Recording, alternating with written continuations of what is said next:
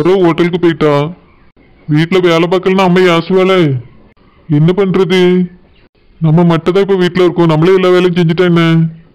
சொர போவோம், அம்மா யாசுவா. ஆமா, நம்மளே எல்லா வேலையும் முடிச்சிருவோம். அம்மா கேட்டா என்ன சொல்ல? சொர தான் செஞ்சுட்டு இருக்கான்னு சொல்லுவோம்.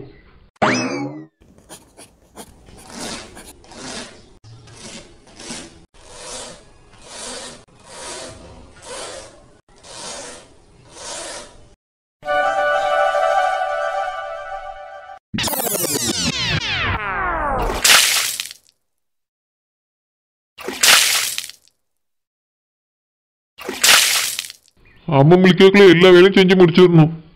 முழிச்சு நான் வேலை செய்த பார்த்தா அவ்வளவுதான். சரோக்கு தான் ஏச்சு விழும்.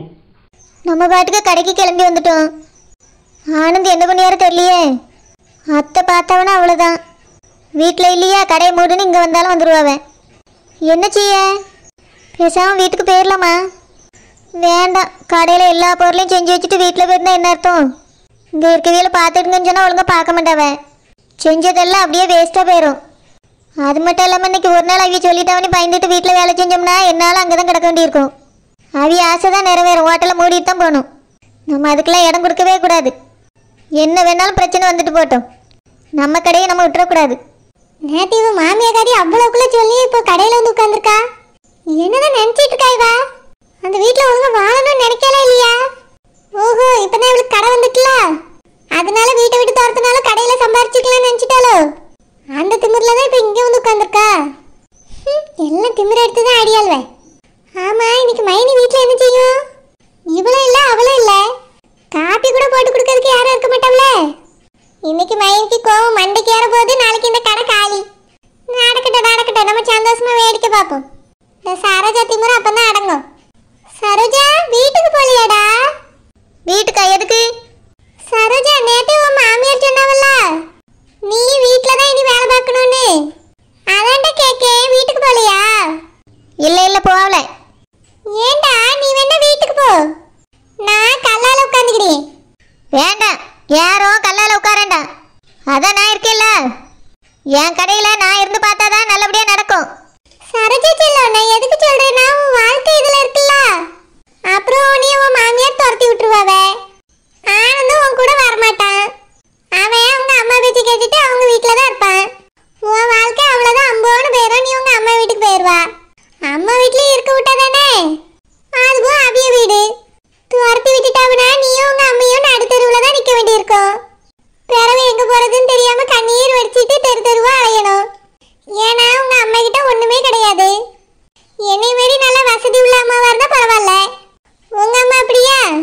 கஞ்சிக்கே வழி இல்லாமல் இருக்காவ. உங்களுக்குன்னு ஒரு சொந்தக்காரவிய கூட உருப்படியா கிடையாது. இந்த மாதிரி நிலைமையில வீட்டு பக்கம் கூட யாரும் சேர்க்கவும் மாட்டாவம்மா. அதுக்கு தான் சித்தி சொல்லியே, கிடைச்சதை வச்சு ஒழுங்கா பொழைக்கிறதுக்கான வழியை பாரு. வீட்டுக்கு போ சரோஜா, இன்னைக்கு ஒரு நாள் நான் கடையை பார்த்துக்கிடுவேன்.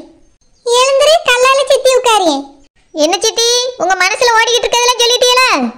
சரோஜா, என் மனசுல உள்ளதை சொல்லலம்மா, நடக்க போற உண்மையை தான் சொல்றேன். உங்க அத்தை நேத்து கடும் கோவத்துல இருந்தாவ.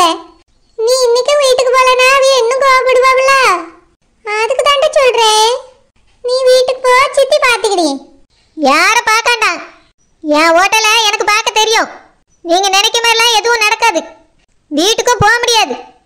எங்க அத்தை நீ வீட்டை விட்டு துரத்தினாலும் நான் உன்னை நடுத்தரலவே நிற்க மாட்டேன். எனக்கு நீ போ, அந்த ஹோட்டல் இருக்கு. இதை நான் எங்க அம்மையை பார்த்து பொழைச்சிக்கிடுவோம். நீங்க ஒன்றும் அதுக்காக கவலைப்படாண்டா சித்தி. போய் வேலை பாருங்க. சரோஜா, நல்லதுக்கு தாண்டா சொல்றேன். எனக்கு யாரும் ஒரு நல்லது சொல்லாண்டா. நல்லது சொல்லி இங்க பேர்ல குத்தி தான் காமிப்பிய. போய் அந்த டேபிள்ல என்ன வேண்டும் போய் கேளுங்க. சரியான திமிரு பிடிச்சவா. இவளுக்கெல்லாம் நான் பாவம் பார்த்தேன் பாரு, என்னைய சொல்லணும். இப்படியே ஒரு வேலையும் செய்யாம இங்கே இருக்கட்டும். வீட்டுக்கு போனா மாமியார் கறி அடிச்சு பத்துவா. அழுத்துட்டு ரோடா போகும்போது தான் நான் சொன்னதை பத்தி புரியும்.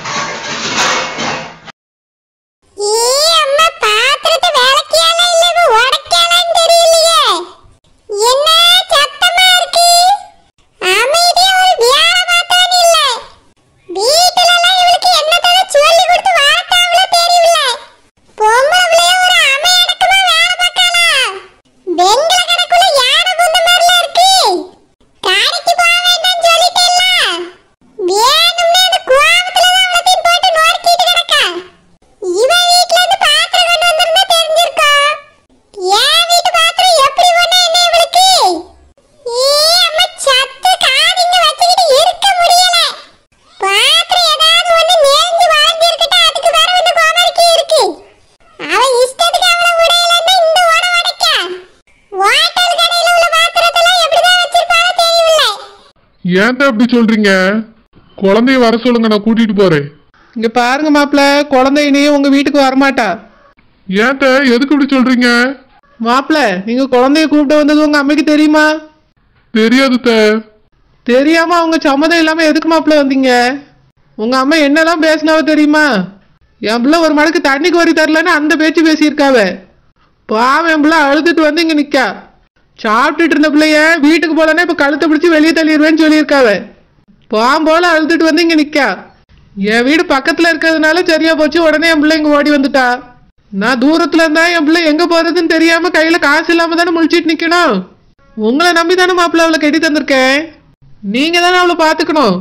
நீங்க என்னடானா இன்னைக்கு வந்து இங்க நிக்கிறிய. நேத்து எங்க போனிய மாப்பிள்ள? பொண்டாட்டி வீட்டுல இல்லையேன்னு தேட மாட்டியலோ? அத்தை, நான் நேத்தே குழந்தைய வீட்டுக்கு வந்த உடனே தேடினேன். அம்மா தான் இங்க வந்திருக்கான்னு சொன்னாங்க. அம்மா வேற ரொம்ப கோபத்துல இருந்தாங்க. அதனாலதான் உடனே வரல. இப்ப குழந்தைய என் கூட அனுப்பி வைங்க, நான் கூட்டிட்டு போறேன். அம்மா என்ன பேசினாலும் நான் பாத்துக்கிறேன்.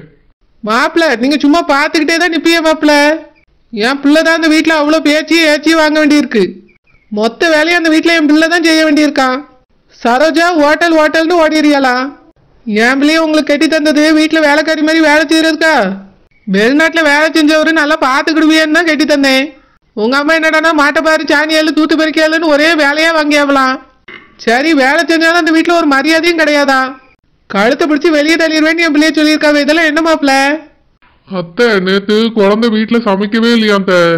சரோஜா வெளியே ஒரு ஃபங்க்ஷனுக்கு போயிட்டாங்க. குழந்தை தானே வீட்டுல இருந்திருக்கா, சமையல் பண்ணி பசிக்குதுன்னு கேட்டிருக்காங்க. குழந்தை முடியாது, சரோஜா வந்ததுக்கு அப்புறம் சமையல் பண்ணிட்டோன்னு சொல்லிட்டு உட்கார்ந்து இருந்திருக்கா. அதுக்கப்புறம் சரோஜா தான் ஃபங்க்ஷன்ல இருந்து வந்து சமைச்சிருக்காங்க. அதை சாப்பிடும் போதுதான் விக்கல் வந்திருக்கு. எங்க அம்மாவுக்கு தண்ணி கேட்டதுக்கு குழந்தை கோரி தர மாட்டேன்னு உட்கார்ந்தே இருந்திருக்கா. அதை எங்க அம்மா கோவப்பட்டு வீட்டுக்கு போன்னு சொல்லி அனுப்பி விட்டுருக்காங்க. அம்மா பண்ணது தப்பு தான், இருந்தாலும் குழந்தை பண்ணதும் தப்பு தானே. மாப்பிள்ள, இந்த சரோஜா ஹோட்டல்னு போயிருவா. ஹோட்டல் இல்லாத அன்னைக்கு ஃபங்க்ஷன் போயிருவா. என் பிள்ளை மட்டும் வீட்லயே இருந்து எல்லா வேலையும் பார்க்கணுமோ?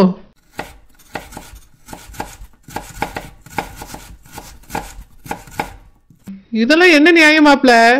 அவளுக்கு இப்பதானே கல்யாணம் முடிஞ்சிருக்கு. சின்ன பிள்ளை தானே மாப்பிள்ள. உங்க அம்மா தானே பெரிய ஆளு, அவைய தானே பார்த்து நடந்துக்கிடணும். எங்க அம்மைக்கு காலில் அடிபட்டு இருக்கு. அதனாலதான் எங்க அம்மாவால எந்த வேலையும் செய்ய முடியல. அவங்களுக்கே உதவிக்கு ஒரு ஆள் கூட இருக்க வேண்டியதா இருக்கு. அதான் மாப்பிள்ள, உங்க அம்மை காலில் அடிபட்டு போது என் பிள்ளை தானே பார்த்துட்டு இருந்திருக்கா. அந்த நினப்பு கூட இல்லாம என் பிள்ளைய துரத்தி விட்டுருக்காவ. இதெல்லாம் எவ்வளவு பெரிய அநியாயம் மாப்பிள்ள. எனக்கு இதை கேட்டதுல இருந்து மனசு கேட்கல.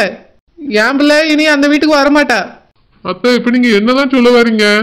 நீங்களும் என் பிள்ளைய தனி கொடுத்துன போறதா இருந்தா என் பிள்ளைய அனுப்புவேன் மாப்பிள்ள. இல்லனா என் மகன் என் வீட்லயே இருக்கட்டும்.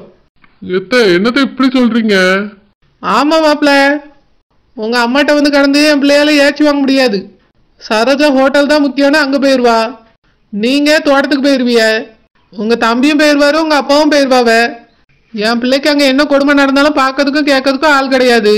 அதனால நீங்க தனி கொடுத்துட போனா நான் அவளை அனுப்பி வைக்கிறேன் மாப்பிள்ள. அத்தை, எங்க அம்மா கோவத்துல ஏதோ ஒரு வார்த்தை சொல்லிட்டாது, நீங்க இவ்வளவு பெருசா எடுத்துக்கிறாதுங்க. அத்தை, இப்ப கூட எங்க அம்மா அவ திருந்தி நல்லபடியா வீட்டுல வந்து வேலை பார்க்கணும்னு தான் ஆசைப்படுறாங்க. அதுக்குதான் ஆசைப்படுவாவ. என் பிள்ளை அங்க வந்து வேலை மட்டும்தான் செய்யணும். ஏன்னா வேலைக்காரி வைக்கிறதுக்கு பதிலாக தான் என் பிள்ளைய அங்க கூப்பிடுறேன்னு தெரியுது. உங்களுக்கு மட்டும்தான் என் பிள்ளை வேலை செய்வா மாப்பிள்ள. உங்க தம்பி பொண்டாட்டிக்கெல்லாம் என் பிள்ளையால வேலை பார்க்க முடியாது. அவ பணம் சம்பாதிக்கிறதுக்காக ஹோட்டலுக்கு போயிறியா. என் பிள்ளை அவளுக்கும் சேர்த்து வீட்டுல கிடந்து வேலை செய்யணுமோ? செஞ்சாலும் எல்லார்கிட்டயும் நல்ல பேரா இருக்கு. சோறு தின்னுட்டு இருந்த பிள்ளைய துரத்தி விட்டுருக்காவ. மனசாச்சு இருந்தா சாப்பிட்டுட்டு இருந்த சாப்பாடு சாப்பிட்டுட்டு போமான்னு சொல்லியிருக்க கூடாதா? அதை விட்டுட்டு சாப்பாடை புடுங்கிட்டு துரத்தி விட்டுருக்காவ. இதுக்கு மேல அந்த வீட்டுக்கு என் பிள்ளைய அனுப்ப மாட்டேன் மாப்பிள்ள. தனி கொடுத்துன்னு போறதா இருந்தா என் பிள்ளைய அனுப்பியே, இல்லைன்னா அவளை தேடிட்டு வராதங்க.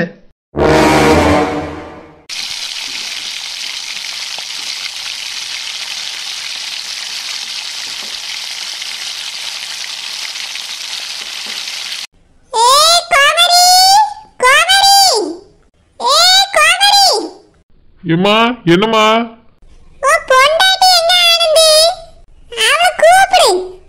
ஏம்மா, அவ சமைச்சிட்டு இருக்கா. ஏம்மா, அவளுக்கு ரொம்ப வேலை இருக்குதா, அதான் என்ன போச்சுன்னா. என்னம்மா வேணும் என்கிட்ட சொல்லி நான் எடுத்துட்டு வரேன். பாத்ரூம்ல கொண்டு போய் விடு. நான் பாத்ரூம்க்கு போயிட்டு பல்ல ஆக்கிட்டு ஆ சரிம்மா வா, நான் கூட்டிட்டு போறேன். இன்னும் கார கீழ ஊன முடிவுல வலியா வலிச்சு தொலைக்குது. மறந்த கூட நானே தான் தேய்க்க வேண்டியிருக்கு. ஒருத்தியாவது அத்தை இப்படி கடக்காலையாளுக்கு மருந்து தேய்ச்சி விடணும்னு நினைக்காள்வல. யாராவது போட்டு தேய்ச்சி விட்டுருந்தா அப்பதே சரியா இருந்திருக்கும். சமந்தி நாங்க போயிட்டு வரோம். ஆ சரிங்கம்மா. மச்சான் போயிட்டு வரோம். மாப்பிள்ள நீங்க இங்கேயே இருக்க வேண்டியதானே மாப்பிள்ள? எதுக்கு இப்பவே வீட்டுக்கு கிளம்புறிய? ஏன் அவர் எதுக்கு இங்கே இருக்கணும்? சம்பந்தியம்மா என் தங்கச்சி தனியா இருப்பல்ல, அதுக்கு தான் மாப்பிள்ள இங்கேயே இருக்கட்டும்னு சொல்றேன். இவர் இங்க இருந்தா நான் மட்டும் என் வீட்ல ஒத்தையில இருக்க மாட்டேனோ? ஓ அப்படி சொல்றீங்களோ? அப்போ நீங்களும் இங்கே இருந்துருங்கம்மா. துணைக்கு துணையா இருக்கும், எல்லாரும் ஒன்னா இருந்த மாதிரியே இருக்கும். நானும் என் தங்கச்சி கூட ஆள் இருக்குன்னு தைரியமா இருப்பேன். எப்படி வசதி, நீங்களும் இங்கே இருக்கீங்களா? இங்கெல்லாம் இருக்க முடியாது. நாங்க எங்க வீட்டுக்கு போறோம். பிரியங்கம்மா போயிட்டு வரோம். சரி மம்மி. நாங்க போயிட்டு வரோம் சம்பந்தி. ஏங்க வாங்க போவோம். சரி ரசதி. மச்சான் போயிட்டு வர மச்சான். மாப்பிள்ள நான் சொன்னது உங்களுக்கு ஞாபகம் இருக்குல்ல? என் தங்கச்சி எங்க தனியா தவிக்க விட்டுட்டு நீங்க அங்க சந்தோஷமா இருக்கலாம்னு நினைக்காதங்க. என் தங்கச்சி கண்ணுல இருந்து ஒரு சொட்டு கண்ணீர் வந்துச்சு, உங்க உடம்புல இருந்து 2 சொட்டு ரத்தத்தை எடுத்துருவேன். ஞாபகம் வச்சுட்டு போயிட்டு வாங்க மாப்பிள்ள. சரி மச்சான் வாரேன். பிரியங்கம்மா போயிட்டு வரேம்மா. மீனு போயிட்டு வரேன். ஒரு சொட்டு கண்ணீருக்கு 2 சொட்டு ரத்தமா? அத்தாடி நம்ம நிலமா அவ்வளவுதானா?